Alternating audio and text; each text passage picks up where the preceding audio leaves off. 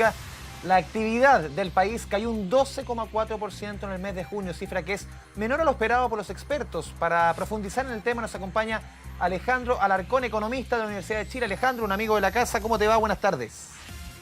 Buenas tardes, querido Andrés. Gusto saludarte. A ver, este análisis uno dice, a ver, menos 12,4%. Y el análisis es, entre comillas, positivo. Uno piensa que está como en otro planeta. Bueno, lo que pasa es que las proyecciones eran peores. El promedio era una caída de 15%. Yo mismo tenía cifras más bajas. Y por lo tanto, desde ese punto de vista, es una noticia que nos da ánimo. Nos da ánimo porque nosotros cuando digo los colegas, los economistas, estamos trabajando ya en julio. Y en julio hemos notado un mejor aire, una recuperación.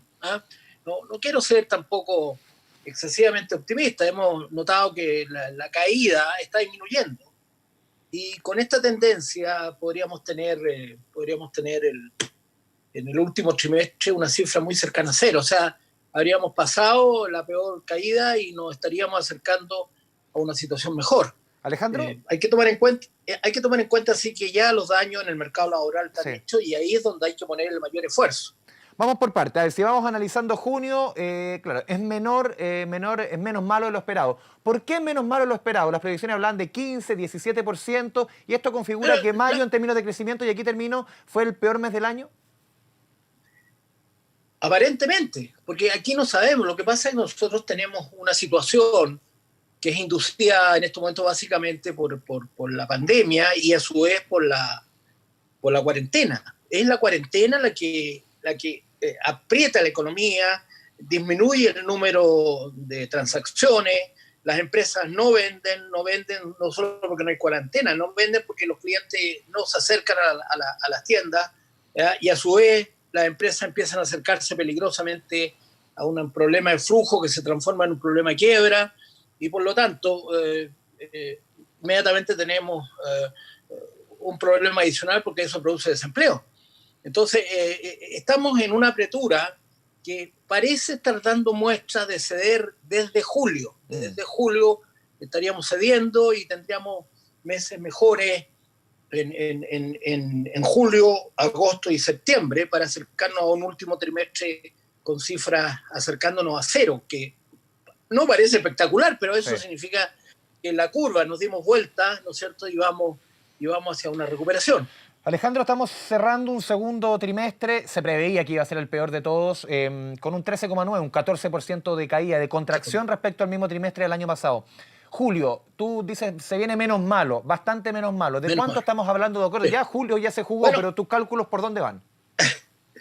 Tú eres bueno con los pronósticos, así que no legues. Sí, pero he tenido que enfrentar la volatilidad. La volatilidad es uno de los elementos más malos para los que nos dedicamos a esto, porque es muy difícil precisar la trayectoria. Es como tener una onda ahí, como un temblor, así, que se está moviendo, entonces cuesta encontrar la trayectoria.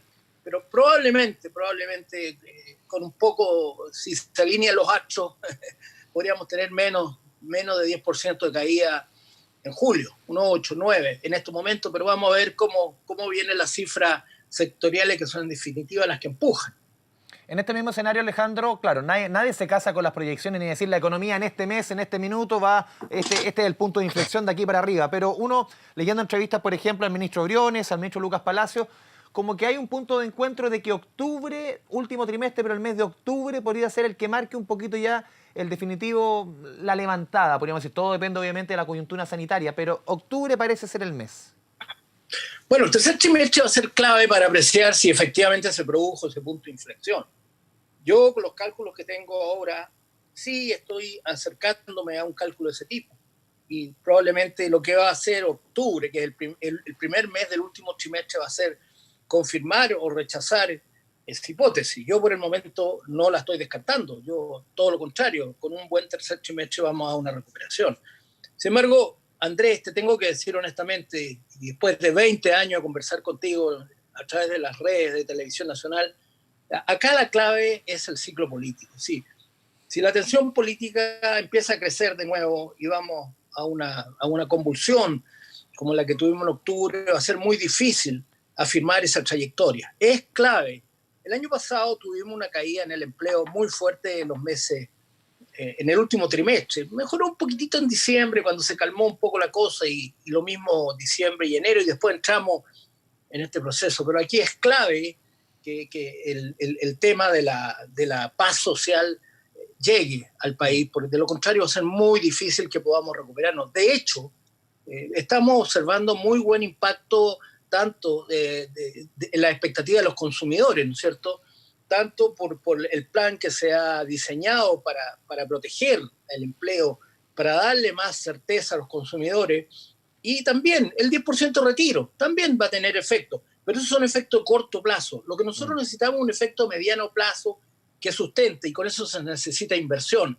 Por eso es que es tan importante que el plan que anunció el presidente en la cuenta del día viernes se confirme, esos millones de dólares en inversión pública. Es fundamental Alejandro, la inversión, ya sea privada o pública, para confirmar empleos de calidad, mejora de los salarios y, en definitiva, una trayectoria de consumo sostenible en el mediano plazo. pero por lo menos tú ponías el tema en el corto plazo, el retiro del 10%, más allá de las cuestiones del cálculo técnico, del efecto de las pensiones, que es una discusión que la tuvimos, pero la votación y ya tener 7 millones de chilenos que ya han sacado la plata, ya la leche está cocida hace rato, pero ese efecto en el corto plazo, eso que tú mencionas, incluso algunos han dicho que la economía podría caer hasta 2, 3 puntos menos, puntos del PIB, respecto a lo que se tenía proyectado antes. ¿Puede ser tan así que una economía que podía caer 8% puede caer 5%? Eso me dan mis cálculos. Yo tengo que reconocer que efectivamente, pero no solo el 10%, también son las expectativas de los consumidores, es el plan que ha diseñado la autoridad, es el plan de las 500 lucas, como se dice, ¿no es cierto? El préstamo este famoso, que es contingente a tener los recursos, en la práctica un subsidio también, y en definitiva, todos estos programas de ayuda y que han sido refrendados, porque nosotros tendríamos un desempleo mucho más alto si no fuera por el subsidio de cesantía. Son por lo menos 7 u 8 puntos que habríamos tenido adicionales si no hubiera sido por el plan de protección al empleo. Entonces, ese conjunto de situaciones están empujando a la economía a una recuperación hacia la última parte del año. ¿Cómo ves tú también, quizás el indicador más sensible de todos es el desempleo? Lo conocimos el viernes pasado, 12,2% en las cifras del INE.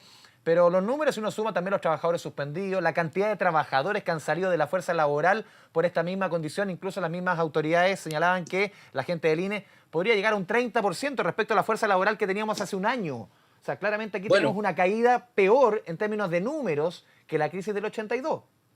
Así es. Yo hice los cálculos y en primer lugar está lo que te indicaba, que el plan de protección al empleo, si no hubiera existido, estaríamos en un desempleo cercano al 20% y no al 12,2 o 12,4 que Dios ya se me está escapando, pero es más de 12. 12,2. No habría acercado al 20%. Y lo de la fuerza de trabajo es típico en los procesos de recesión, donde mucha gente sale de la fuerza de trabajo porque no tiene expectativa de encontrar empleo. Y aquí esto está agravado porque con la cuarentena no hay manera de buscar empleo en forma fácil. El país está partido en dos. El país está partido en dos, o está partido en miles de partes donde la gente tiene que estar en su casa, y eso también complica el funcionamiento de la economía y acentúa el desempleo. Sí. Alejandro, porque también hay que estar pensando no solamente en este momento, en el momento duro que este trance que estamos viviendo, sino también en el momento de la recuperación. Y ahí es importante lo que anunció el presidente, los subsidios a la mano de obra. ¿Por qué? Porque la ley de protección del empleo no puede durar para siempre. Y también es claro, lo decía el Banco Central en sus encuestas, que muchos trabajadores que hoy día están suspendidos, lamentablemente, si no pasa otra cosa, van a ser despedidos cuando termine esta suspensión. Ahí es importante y por eso es fundamental el tema del subsidio a la mano de obra.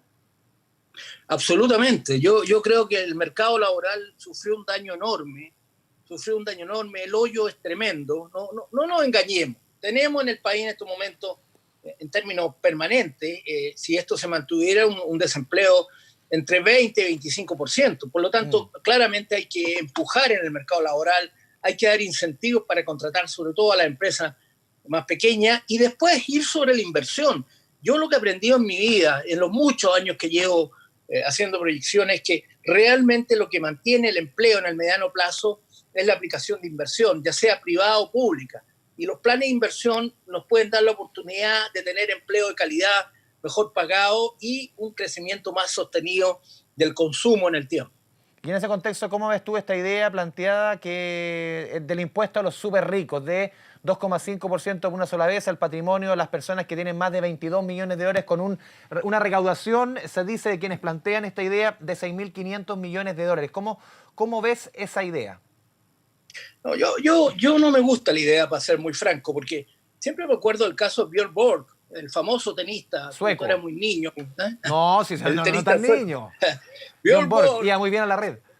le aplicaron el impuesto a los súper ricos. ¿Y qué hizo Björn Borg? Se arrancó de Estocolmo y ¿Puede se fue pasar a lo vivir a mismo? París. ¿Pueden haber varios tenistas Björn Pasa Borg aquí en lo Chile? que quiero graficar es que el capital es extraordinariamente movible y lo peor es aplicar impuestos porque el capital se va a escapar, se va a ir a otro lado. Y nosotros tenemos un gran desafío que es inyectar capital al país cuando tenemos la amenaza de que haya una disminución del grado de inversión.